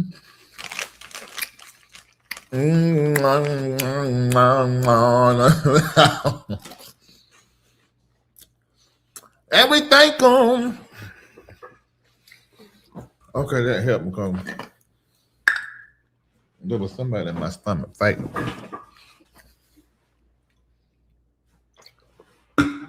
Okay. You like black? You're gonna love the chips.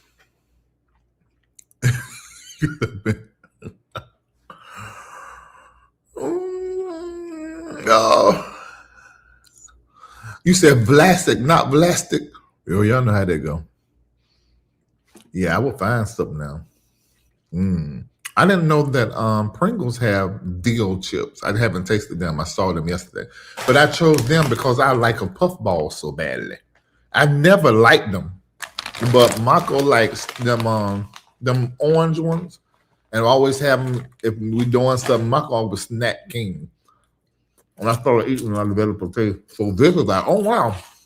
You get the little puffball thing. And it tastes like a Vlasic pickle. So now this is my big sister. You like pickles too? I love pickles. I bought a little jar, Mount Olive Spears. Now I like the whole big pickle too. And when you bite it, it got that gush of vinegar back in your throat. It's the best in the world. But the spear, if they fat, it'll give you that same juice. And then sometimes, I don't know if y'all do this, the meat of the pickle sometimes be so amazing. So when you pour the spear out and it's a fat one, sometimes I just hold it like it's a watermelon rind and just eat it down to the peeling. You have to get the juice like this. Can't be all in your mouth. Okay, let me hurry up and finish this. I'm sure enough hungry now. Okay. Oh, me too. See, oh my God, that was like Uncle June Bell at this place. Them pickles come out there. That our childhood was the best childhood. From them 70s and 80s babies, great childhood. Wait a minute, hold on, not 80s. Oh yeah, 80s. Had a different kind of childhood. All right, so let's look at this. Y'all had to protect yourself in this time of war from certain information. All right. And Naila says she's going to go get a pickle. Oh, I wish there was one here. Especially when it's cold. Ooh. They ain't too much better than that.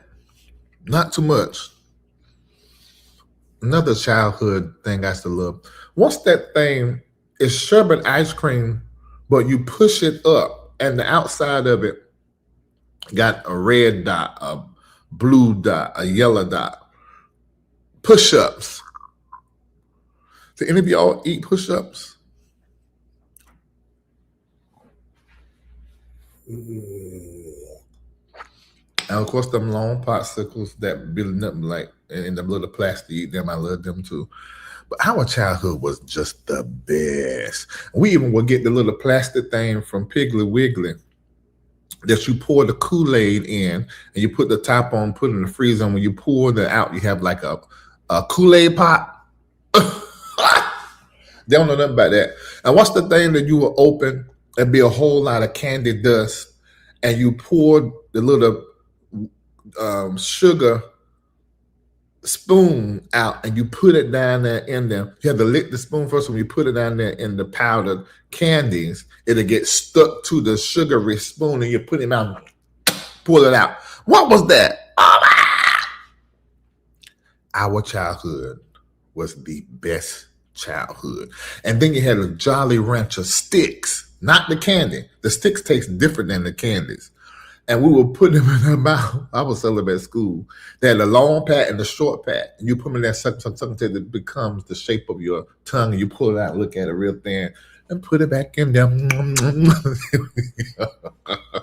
Or the powdered candy stick. You would take the top of it and you take the whole and knock it against your teeth to make sure all the powder come in your mouth. Fun dip. Yes. Man, what a childhood. Yeah, that was a childhood. I remember the candy necklace. Yes. Yeah, Pixie Sticks. That was the name of it. Yeah. What a childhood. Now, that gives us a lens and a perspective on life we saw a lot of the innovation. We saw the first cell phones. We saw it go from Atari to Sega Genesis, Nintendo.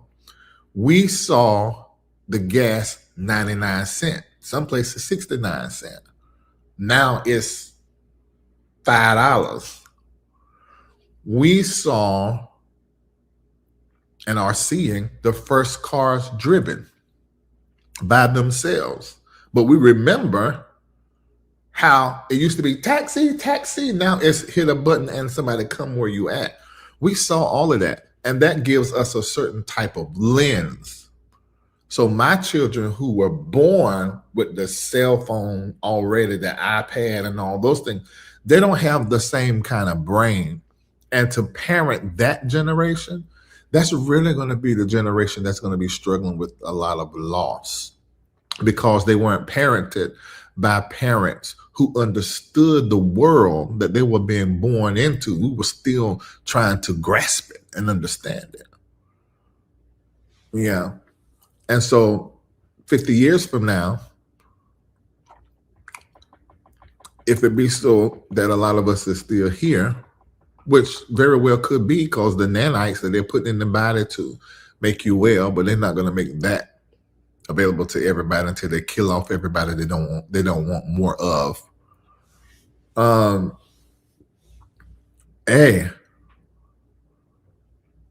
We're all living through historical times, and our children are too. Okay, let me move ahead on from that, but let me go ahead and get y'all this. Yeah, see, remember the rotary phones. And see, that makes us be a certain kind of person, and it gives us depth. How many of y'all meet people, you be like, God, they ain't made out of nothing. You don't think you did but lose your job. What the hell? One person died, you act like you about to go to pieces. Not saying those are not terrible situations. But by this age, we done lost important people. We done lost jobs, got new jobs, lost cars, got new. And these people, their children, they can't take it. And these children think you're supposed to pay for their bills. And they live off you. We ain't never thought that. We had jobs when we was 2 years old. I've been working since I was 1.5. I had my 10th job at 15. I don't know what these children, I don't know what their problem is. Can't hold down one job. Sick. But you alive. I don't care if you half dead and you got teeth holding on your ears, barely attached to your head. You better get out there and go to work. Hurry up, going out there and get to work. Just hold your ear, pent it up, and go work. They're not made out of that. That's how we was. And because of that, they weak. They smart. When we try to do something up on, what's that? They hand it back to us, make us look like we stupid. No. You are stupid. You're stupid but smart.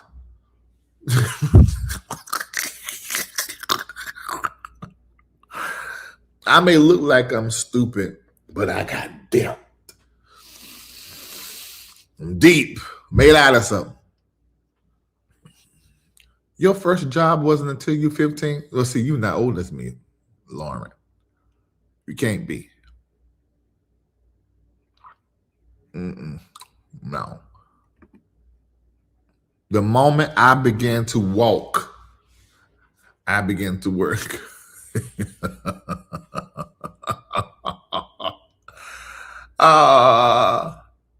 Yeah. I'm telling you.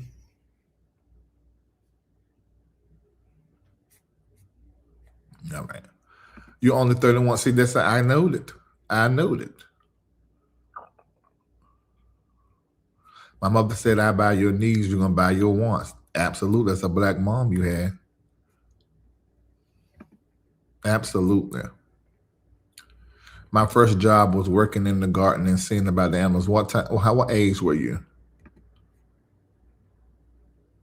My first W-2 job was at a retirement home.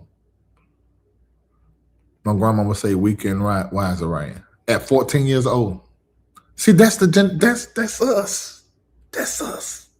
All right. All right, let me get to this psychological 7 wartime psychological safety mental disciplines. Number 1, control your inputs. Excuse me. Number 1, control your inputs.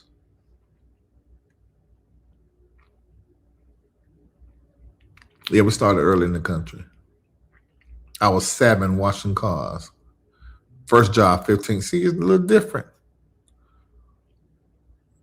Well, so first thing, to psychologically take care of yourself in this wartime, you're going to need to control your inputs. Limit your news intake to 2 fixed windows in a day. No random scrolling during the day. Cut it out. And only have 2 to 3 trusted resources. Why? This reduces the amygdala overload. So you start to stabilize your emotional baseline. Oh, Lord, it's 10:03. Oh, I'm done. I'm not going to make it.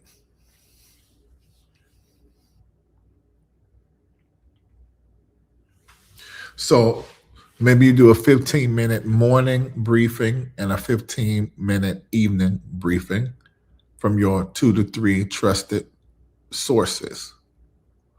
So you got to control what enters your mind. If you don't control what enters your mind, you can't control what comes out of your life. Number 2, define reality.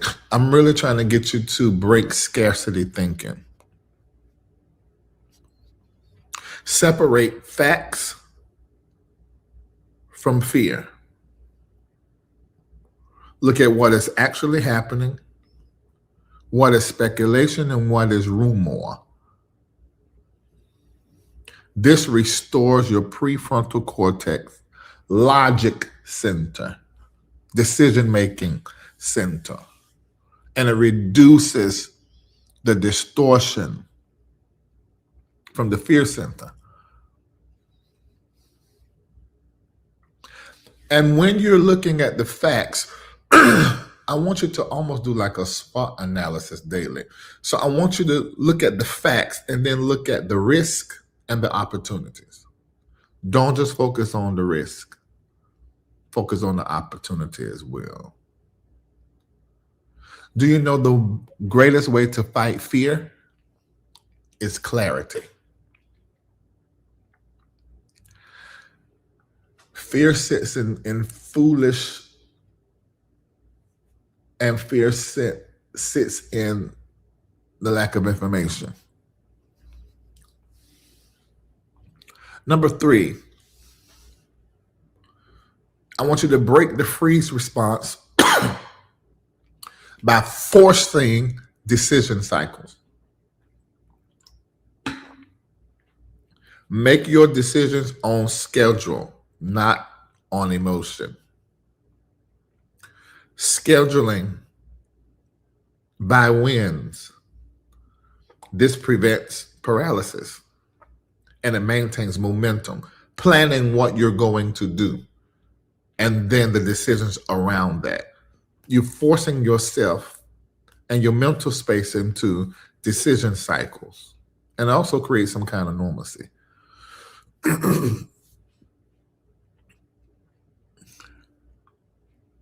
Number 4, think independently. And this really protects you from the herd mentality.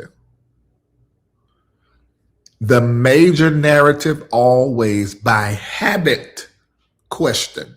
I was prophesying to Charlene, and I remember a portion of her prophecy about challenging certain things. We all right now need to embrace questioning the majority narratives. Whatever most everybody's saying, just sit back with it and look for a little peace, because you want to not fall into group think. You want to think independently. And remember, the crowd reacts late. So now more people are starting to respond to what is happening in the Middle East, but it started June of 2025. You see how that go? We're almost a year later. So the crowd, you always got to question. Because they read headlines and react. Before you make any major move, ask, what everybody else doing? Okay, now, and what they're missing. And then you're going to find yourself individualizing in your thinking. Number 5, I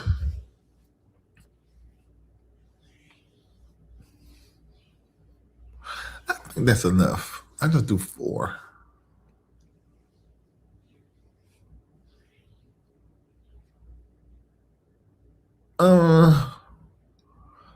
Number 5 would be filter information. And this is to break the doom consumption, but it's so similar to what I've already told you. But the difference would be, let's look at filtering low-level content. I know you're going to want to entertain yourself with commentary and this, that, and the other, but you have to limit all of that. And this protects your mental bandwidth. You think it's helping you. It's like the person who hits the crack and gets drunk, think it's helping them escape. You're going to have to filter your information and make sure you're keeping your brain and your mind engaged so you can stay actionable and strategic. Number 6, maintain long vision. Now, how do I maintain long vision when I got some things going on right now? Okay, you look at what is happening right now in the visible, the daily visible. You look at what is happening in the daily visible through the lens of the future's vision. Vision versus visible. Vision versus visible. So the visible daily, you're looking at it through your 12-month and 24-month vision goals. So this will help you maintain your long vision at the same time.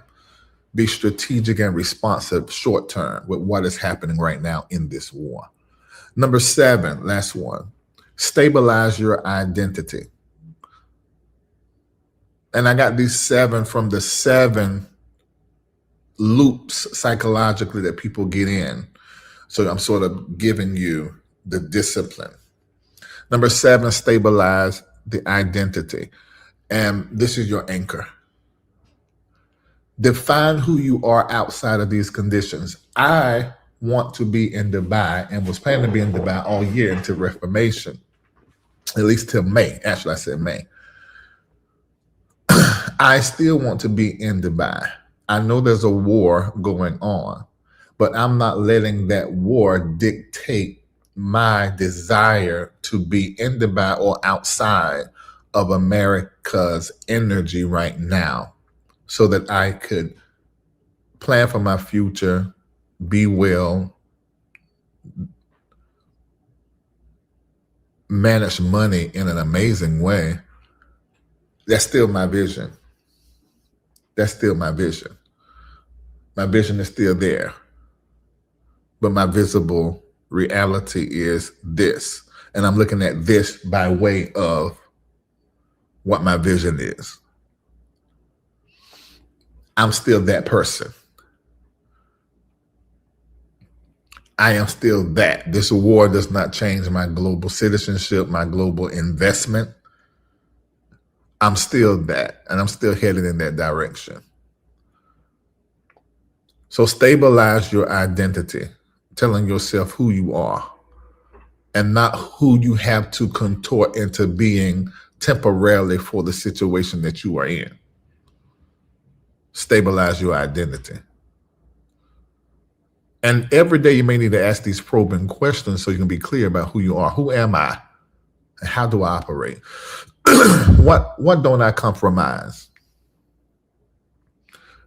You got to know who you are before the situation.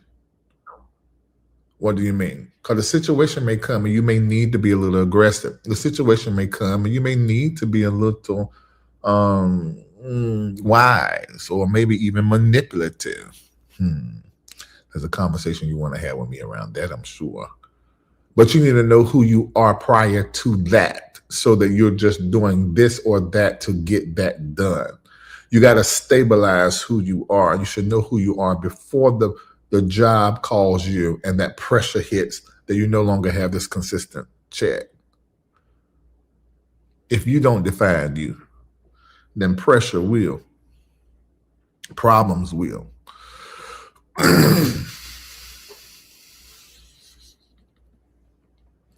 Now, these 7 things working together becomes a system that does 7 things. Controls emotion, restores clarity, drives action, protects thinking, protects the mind, protects the future, and protects your identity. These 7 things together that I just named work together as a system that controls emotions, restores clarity, drives action, protects thinking, protects the mind, protects the future, and protects identity. Neurologically, it lowers cortisol. It strengthens the prefrontal cortex. It reduces the amygdala's dominance, that fear reaction, resulting in a calm demeanor, strategic thinking, and controlled responses. I'm going to say this statement is controversial, and this ends the teaching. This is not the time to preach promises. This is not the time to push hope. This is the time to be taught and tooled with systems. Every person standing before you need to be giving you information for you, for the time that you're in. And I'm going to say it like this so that you can understand what I'm trying to say and what I'm not saying. It's not time to pray. It's time to train your mind. Because if your mind is disciplined, your moves are going to be precise. Am I telling you not to pray? No, man should always pray. But what I am telling you, this ain't the time to just pray. But this is the time to train the mind. You can be praying and not training your mind at the level that you should be training it. I think you understand what I'm saying. All right.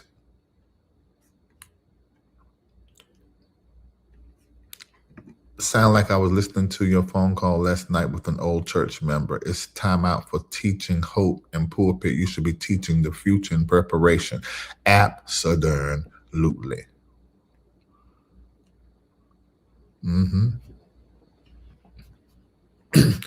Facts. I've been drawn more to meditation, right? Because the meditation works on the mind in a different way.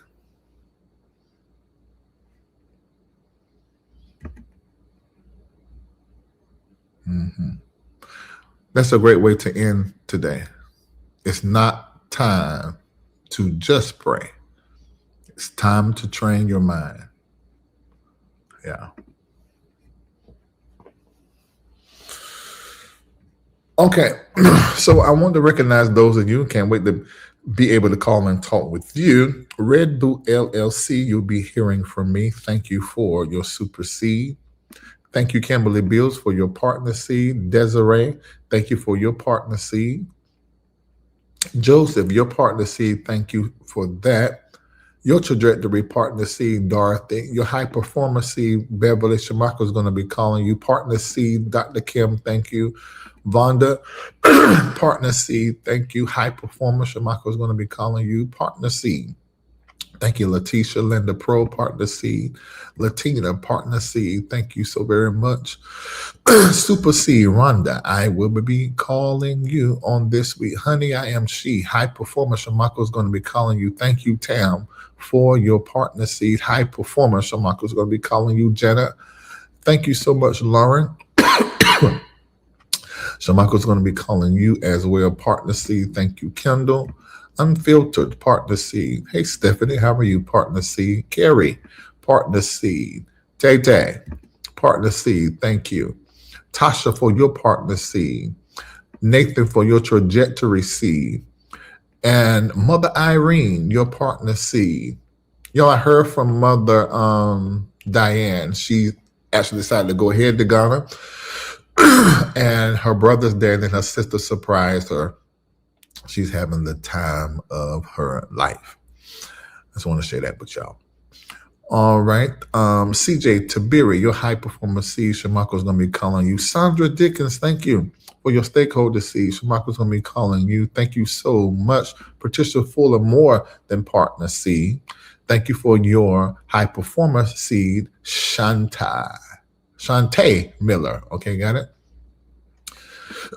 Thank you for your Taruma. Thank you for your little Overland partner. You said Kristen Patton. Thank you for your partner seed. Cerise Richardson for your partner seeds. Nicole Johnson Shamako is going to call you for your high performer seed. Thank you for your partner seed. The Quincia Cerise. Hold on. Why y'all doing this twice? Kristen Patton. What's happening? You're doing stuff twice, Kendall. All right. Okay. Listen, I know many more of you are going to be donating, and I want to tell you thank you, because I do know the time that we're in. I know some of you are very cautious because of what is happening. But thank you every time we come live and you donate and support this platform. You may not be able to do it at the level you were before, because some of you have lost jobs that work with the government. 500,000 people have lost their jobs, hundreds of thousands of Black professional women. So I got it and I understand it. But this is what I say. I say that in the midst of this, you're going to grow. And in the midst of this, you're going to advance. And ideas are going to come to you about your tomorrow that's going to cause your hands to get busy today. And when I look into the future, I see it much better than what it is. And I see you prospering somewhere different. So I hope that each and every one of you will just open your heart without fear and know that everything is going to be all right. Reprioritize right size, not downsize, but right size. And it's going to be all right. All right. Thank you, Regina, for your high performer. Monica Quiones for your partner seed. And I know the rest of you, it will be coming in and it'll be posted in Patreon. We always recognize you there. All right. I accept and receive with joy. Great. All right. So we're going to be dismissed. Let me look. I already know I'm over my time. Already over my time. Yeah. I think I am. If not, CJ and Tete will absolutely let me know if I am. I don't know what time I actually started. Okay, have an amazing day. Take care of yourself. War leap and love to you. This is the way I say. Watch this again, because I know it was quite a bit, but I think you got it. You're very smart and you're very informed. I love you, and please drive safely and take care of yourself. This has been a great exchange with all of you. God bless you. Church Critic by Dr. Larry D. Reid. An examination of the Larry Reid Live Show perspective. Available now on Amazon and Kindle. Inside, he shares his unfiltered perspectives on the issues the church often avoids: the role of women, deconstruction, fatherlessness, homosexuality, decolonization, and the clash between Western and African Christianity, and so much more. Get your copy today on Amazon and Kindle.